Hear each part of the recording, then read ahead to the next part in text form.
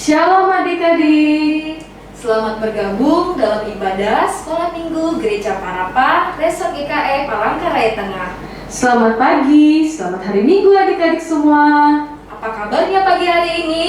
Luar biasa, fantastis, yes, yes, yes. Pagi hari ini kita akan bersama-sama bersukacita.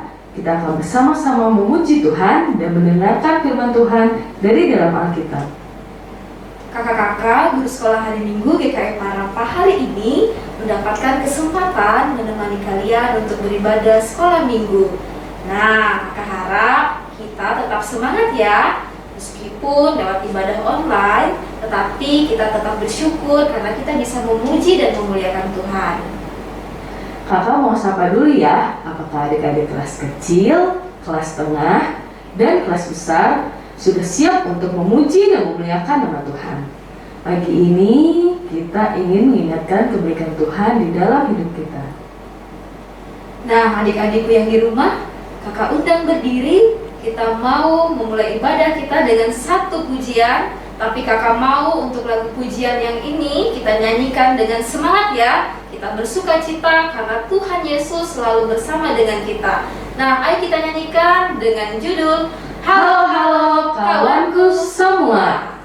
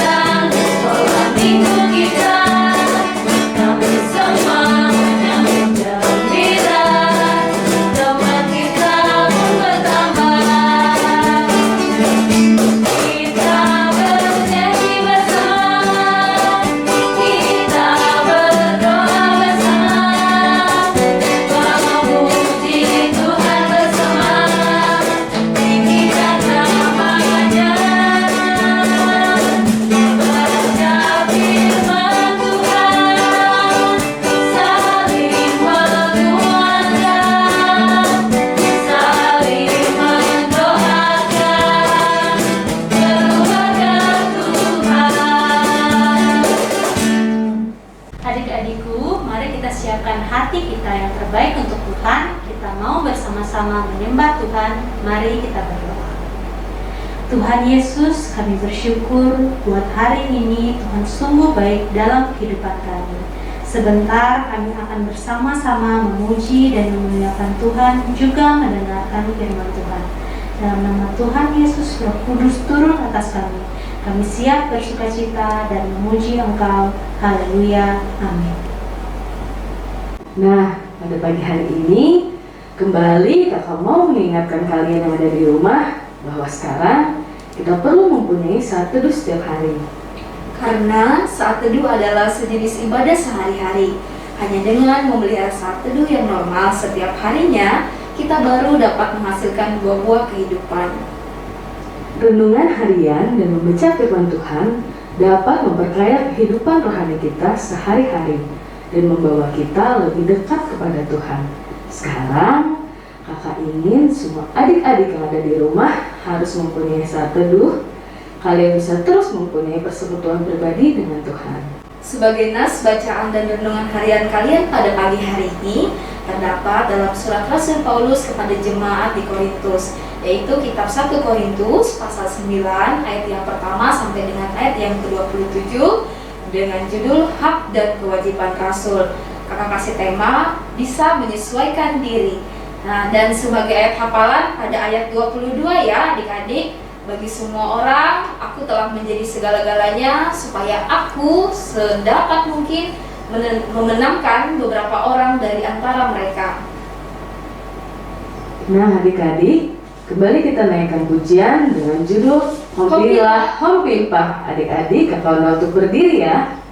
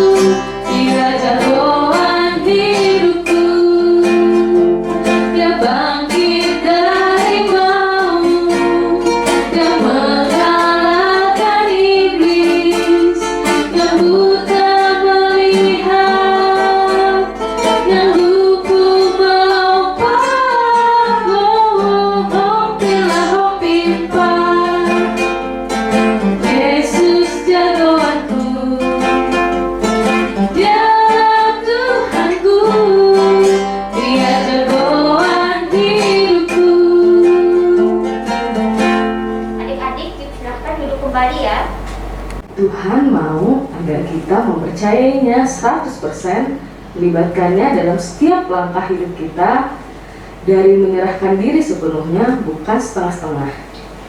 Dunia mungkin mengatakan apapun, tetapi kepastian hanya ada di tangan Tuhan yang paling tahu apa yang akan terjadi dan yang terbaik buat hidup kita adik-adik. Sekarang kita hanya perlu percaya saja bahwa Tuhan Allah sanggup mengatasi dan menyelesaikan permasalahan kita. Kuasanya akan nyata dalam hidup orang percaya dan pertolongannya tidak akan pernah terlambat. Amin ya adik-adik. Nah, marilah kita teguh berpegang pada pengakuan tentang pengharapan kita, sebab Ia yang menjanjikan setia dalam kitab Ibrani pasal 10 ayat 23. Sekarang adik-adik, sebelum kita membaca Alkitab, kembali kita naikkan pujian dengan judul Dia yang Terhebat. Adik-adik, kakak udah untuk bangkit berdiri.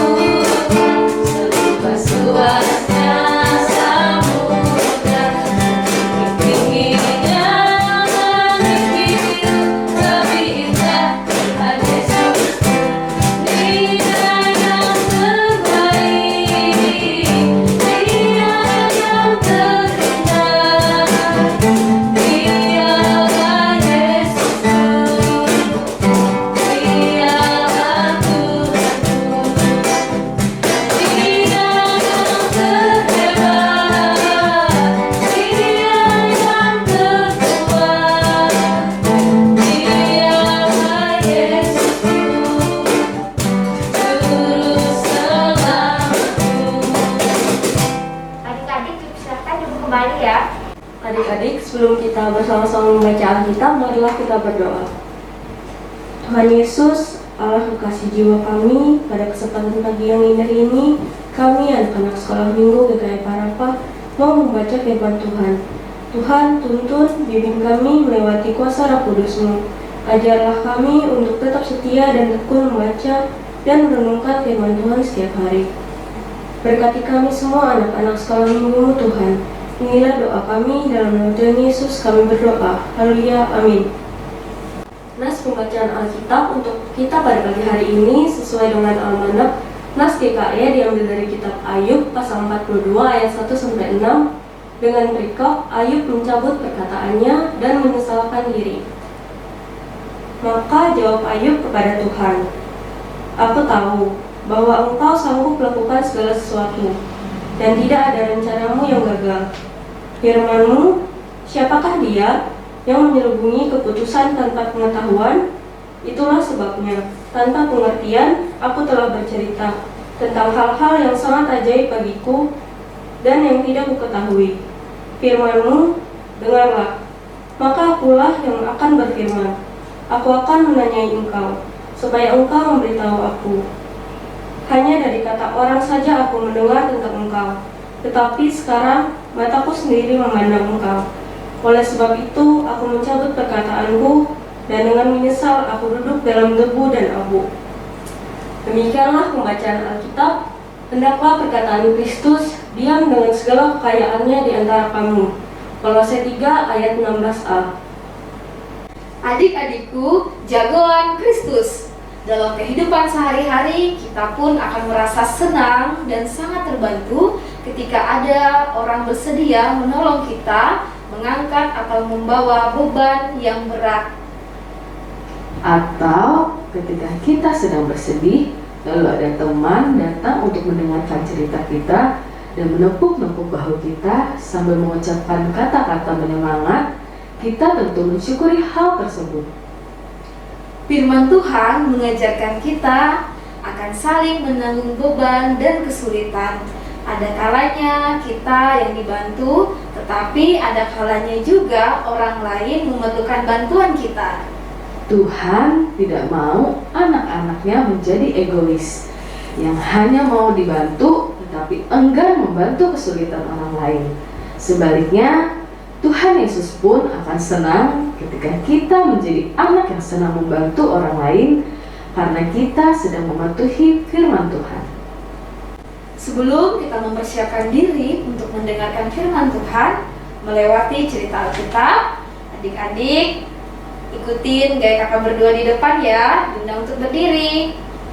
Dengar firman Tuhan, simpan dalam hati, berakar, bertumbuh, berbuah. Sekali lagi adik-adik ya.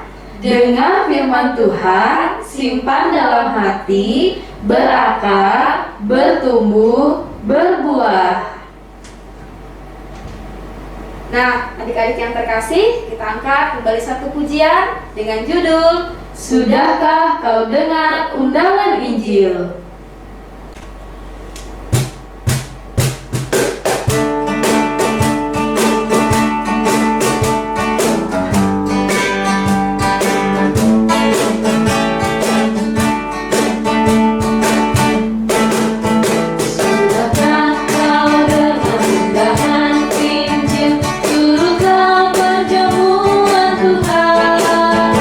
Orang yang berdosa Tuhan mau panggil.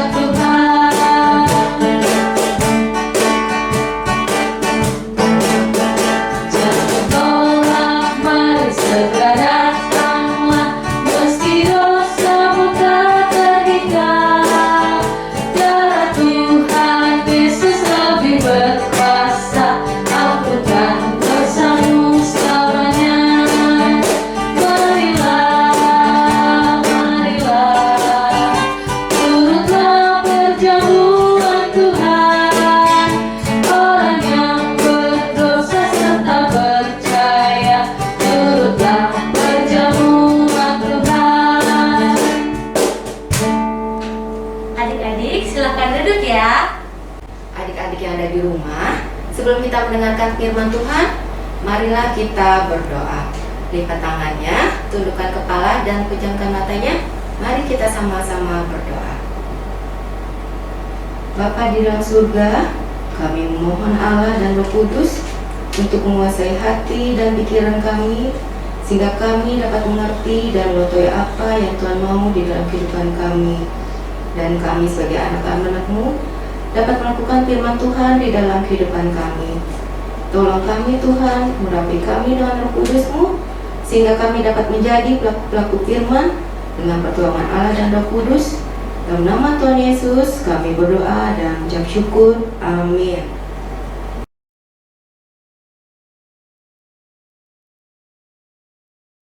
Halo adik-adikku yang dikasihi dalam Tuhan Yesus. Tiba saatnya kita mendengarkan cerita firman Tuhan tentang Ratu Ester yang cantik. Adik-adik, ada seorang gadis yang sangat cantik, namanya Ester. Saat ayah dan ibunya meninggal, Ester dirawat oleh pamannya yang bernama Mordekai. Ester menghormati pamannya dengan menaatinya sebagai seorang anak perempuan yang baik bagi pamannya. Ester tinggal di Persia. Tetapi Ester bukan orang Persia, dia orang Yahudi.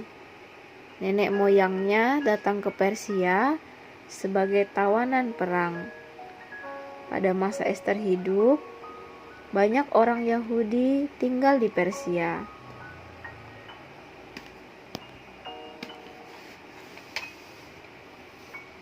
Raja Persia mengadakan satu pesta untuk semua pembesar dari seluruh dunia.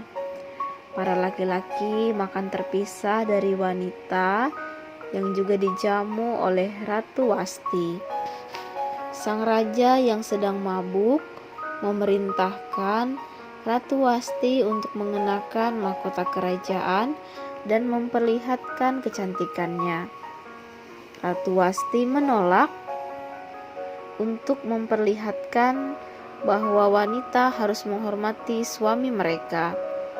Sang raja mengesahkan undang-undang untuk mengambil mahkota dari Ratu Wasti karena raja marah melihat sikap Ratu Wasti yang tidak menuruti perintahnya. Dan Ratu Wasti pun tidak menjadi seorang ratu lagi. Kemudian pencarian dilakukan untuk mendapatkan ratu yang baru. Lalu keluarlah semua gadis cantik yang ada dalam kerajaan itu. Dan raja memilih Ester sebagai istrinya.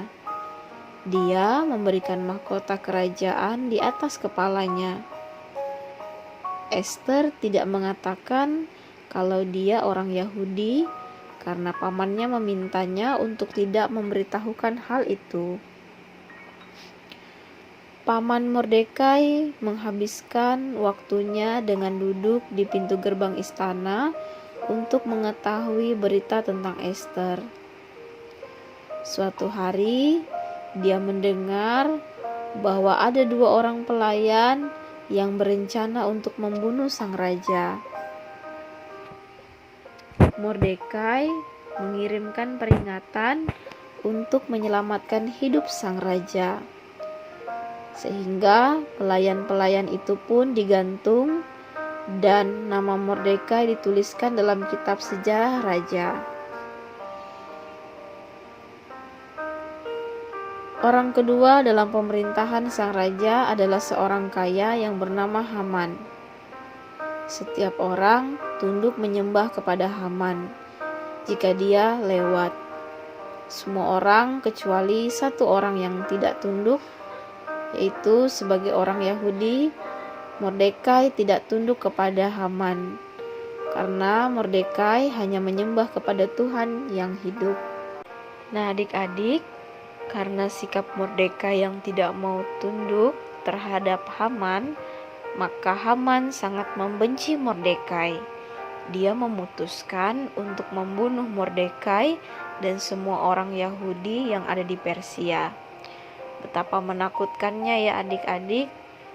Dan si jahat Haman mengatur siasat agar sang raja menandatangani satu undang-undang bahwa pada satu waktu yang ditentukan setiap orang Yahudi di kerajaan akan dibunuh. Nah adik-adik, ketika Ratu Ester mengetahui hal itu, Ratu Ester pun bersedih dan ia menyerahkan kesedihannya kepada Tuhan. Dan adik-adik, bagi Ratu Ester itu merupakan hukuman yang mengerikan, yang dimana membuat kedua bangsa, yaitu bangsa Yahudi dan bangsa Persia berkabung. Tapi adik-adik, kita ingat ya, bahwa Tuhan menjadikan Ester sebagai ratu. Dan kita tahu bahwa Ester sebagai ratu merupakan orang Yahudi. Di sini akankah Ratu Ester menyembunyikan rahasia dari sang raja, ataukah ia akan mengambil resiko menghadapi kematian dan mencoba untuk menyelamatkan bangsanya? Nah adik-adik, Tuhan memberikan ide yang cemerlang kepada Ratu Ester, di mana Ratu Ester mengundang sang raja dan Haman untuk datang ke sebuah pesta. Pada pesta itu, raja menjanjikan apapun yang dimintanya akan dikabulkan. Kemudian datanglah pula kiranya raja dan Haman pada perjamuan besok. Ester menjawab, kemudian dia akan mengatakan kepada raja apa yang diinginkannya. Dan sementara itu adik-adik, Haman mempersiapkan sebuah tiang gantungan untuk menggantung Mordekai. Pada suatu malam, sang raja tidak bisa tidur. Kemudian dibacakannya sebuah kitab pencatatan sejarah. Dia melihat bahwa Mordekai pernah menyelamatkan nyawanya. Pagi harinya, sang raja bertanya kepada Haman, apakah yang harus dilakukan kepada orang yang raja berkenan menghormatinya? Mendengar pertanyaan dari sang raja, Haman sangat gembira. Haman berpikir bahwa orang yang dimaksudkan oleh sang raja itu adalah dirinya. Kemudian Haman datang dengan maksud meminta izin sang raja untuk menggantung Mordekai. Tiang gantungan itu sudah siap. Sekarang hal itu bisa menunggu. Dengan bergairah, Haman pakaikan saran, di mana pakaian yang biasa dipakai raja sendiri dan mahkota. Segera mengambil pakaian dan kuda itu, perintahkanlah seorang pembesar mengarak dia melalui lapangan kota. Lakukanlah demikian kepada Mordekai. Perintah raja kepada Haman. Nah adik-adik, menurut kalian bagaimana ya perasaan Haman saat dia mengarak Mordekai dalam pemberian penghormatan berkeliling kota? Ya, perasaannya adalah dia semakin membenci Mordekai. Bahkan ia mengatakan di dalam hatinya, tunggu saja bahwa Mordekai akan segera mati bersama dengan semua orang Yahudi lainnya. Pada petang harinya, Haman dan sang raja tiba ke perjamuan yang diadakan oleh Ratu Ester. Kemudian raja pun bertanya kepada Ratu Ester, apakah permintaanmu? Di sini raja bertanya karena raja tidak melupakan janjinya kepada Ratu Ester. Kemudian Ratu Ester pun menjawab sambil menunjuk Haman dan mengatakan kepada raja tentang semua rencana jahat Haman kepada seluruh orang Yahudi yang ada di Persia. Setelah mendengar apa yang dikatakan oleh Ratu Ester, Maka raja pun marah dan memberi hukuman kepada Haman, yaitu Haman digantung. Demikianlah titah raja. Kemudian raja mensahkan hukum lain yang mengizinkan orang Yahudi mempertahankan diri mereka sendiri agar mereka dapat selamat.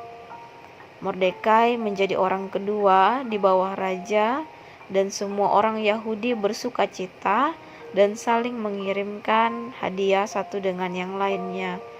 Dan sampai hari ini orang Yahudi ingat bagaimana Tuhan menyelamatkan mereka melalui Ratu Ester yang cantik.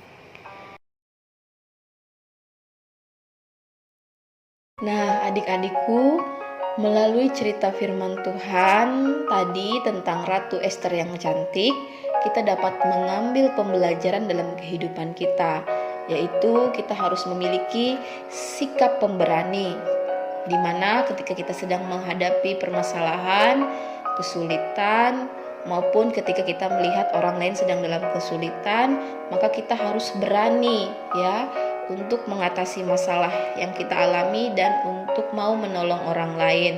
Contohnya, ketika kita melihat teman kita sedang berkelahi, maka hal yang harus kita lakukan adalah kita jangan takut, tapi kita harus berani.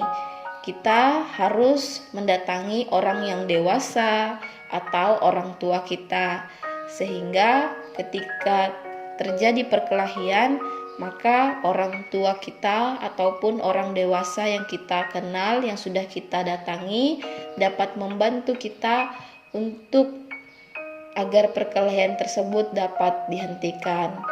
Nah, adik-adik yang terkasih, jadilah anak yang pemberani, memiliki jiwa yang mengandalkan Tuhan dengan cara untuk tidak malu ataupun tidak takut ketika ingin meminta pertolongan kepada orang tua maupun orang dewasa dalam menghadapi persoalan, masalah, maupun ketika kita ingin membantu orang lain yang sedang dalam kesulitan. Tuhan Yesus memberkati kita melalui cerita firman-Nya. Amin. Adik-adikku yang terkasih dalam Tuhan, mari kita bersatu dalam doa. Lipat tangannya, pejamkan matanya, tundukkan kepala, kita berdoa. Tuhan Yesus, terima kasih untuk cerita firman-Mu yang sudah kami dengarkan tadi. Mampukan kami Tuhan untuk menjadi anak-anak yang pemberani, yang tidak takut dalam menghadapi persoalan permasalahan, dan tidak takut ketika kami ingin menolong orang lain yang sedang dalam kesulitan, ataupun ketika kami melihat teman-teman kami sedang bertengkar. Mampukan kami Tuhan untuk memiliki sikap pemberani dengan berani meminta tolong kepada orang dewasa maupun orang tua kami, sehingga dapat membantu kami menghadapi persoalan dan kesulitan dan ketika kami ingin membantu orang lain. Tuhan Yesus, berkati juga orang tua kami, berkati juga guru-guru sekolah minggu kami, berkati seluruh kehidupan mereka, berkati masa depan mereka, berkati semua hal yang mereka impikan dan mereka harapkan dalam setiap doa mereka kepadamu. Kami juga memohon berkat-Mu Tuhan atas seluruh anak-anak sekolah minggu-Mu. Biarlah diberkati dalam masa pendidikan mereka, diberkati ya Tuhan apapun yang menjadi cita-cita mereka dari masa kanak-kanak sampai nanti ketika mereka sudah menjadi orang yang dewasa.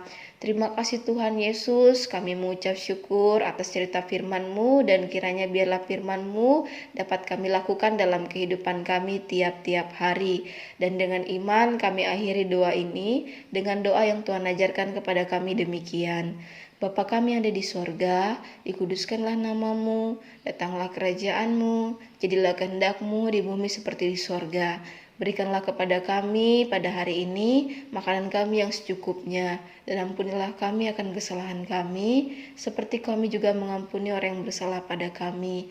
Dan janganlah membawa kami ke dalam pencobaan, tapi lepaskanlah kami daripada yang jahat, karena Engkau yang punya kerajaan, dan kuasa, dan kemuliaan, sampai selama-lamanya. Amin. Sekarang kepada kita diberikan kesempatan untuk mempersembahkan persembahan syukur kepada Tuhan. Dengarlah firman Tuhan tentang persembahan yang terdapat di dalam Imamat pasal 19 ayat 5 yang demikian bunyinya. Kiranya persembahan sukarela yang berupa puji-pujian berkenan kepadamu ya Tuhan, dan ajarkanlah hukum-hukum-Mu kepadaku.